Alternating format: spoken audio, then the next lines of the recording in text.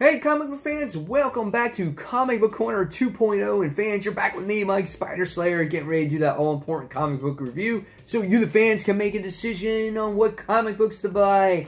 And yes guys, today we're talking about, bam, that's right, Doomsday Clock issue number 2. This book is written by Jeff Johns and the artist is done by Gary Frank.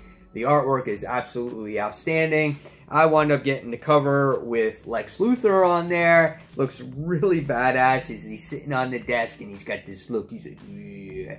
That's right, guys. And in the last issue, we got introduced to a different type of Rorschach and Oz, who's got cancer. And they're in the search for Dr. Manhattan.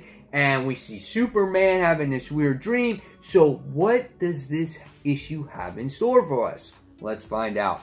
So, first things first is we wind up seeing the Mime and Mariette. They wind up robbing this bank. And this whole thing was kind of a ploy in order to actually get Dr. Manhattan to make his appearance. So they can track his electrons. So they can use the ship to wind up finding out where he's at this point in time. So they can track, like I said, to track his electrons. It's a very complicated process, but it was a very fine-tuned plan. And the whole process of the Mime and Mariette robbing this bank was so well done. It was such a nice scene. It was really awesome to see them in their costumes again and whatnot, and how it flashed back into the 1930s and stuff like that. So it was really cool to see this whole scene in action. But you do get to see Dr. Manhattan in here. He winds up disappearing real quickly, and they got enough of what they needed. Now, our heroes here were on a time frame of, I don't know, about 4 hours before the whole Earth would die, basically, besides this nukes would shoot. So what happens is the nuke winds up shooting off, flies into the air. We get Oz, and we get Mime, and we get Mariette, and we wind up getting Rorschach. They're in the ship. They wind up taking off, and they have to hit this button right as this nuke winds up hitting the area so they could find Dr. Manhattan. They literally cut it down to the wire. And just as they did, you wind up seeing the ship and the Earth and everything getting just obliterated, okay? To Hope finds Dr. Manhattan. And so what happens now is you get the crossover part of this book. You wind up going and you wind up seeing the Rorschach test, right? And we wind up seeing Bruce getting this test done, this annual test, to make sure that he's stable to run, Bruce Enterprises and whatnot. And there's this really cool scene in here with Bruce talking to Lucius about how maybe, that Batman is not the same thing as it once was. So what happens then is we go back and we see Oz and Rorschach. They wind up landing in Gotham. And they wind up searching for the two smartest men in alive, which one is Lex Luthor and the other is Bruce Wayne. So they split up. Rorschach goes for Batman, and then you wind up seeing Oz goes after Lex Luthor.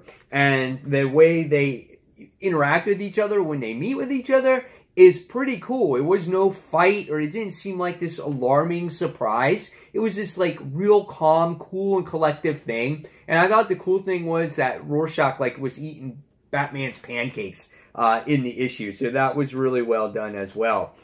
The biggest shocker in this issue, and it's a huge spoiler now, is that when we see a little bit of a battle or scuffle going on between Lex Luthor and Oz, we wind up seeing a bullet shot happen. And the next thing you wind up seeing on panel is standing in the doorway is the comedian. How the hell does the comedian fit in all this out of all stuff?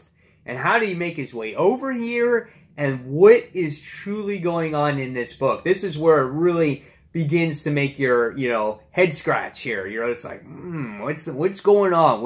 What's going on with the comedian? And that's basically the issue here. So what did I think about this book?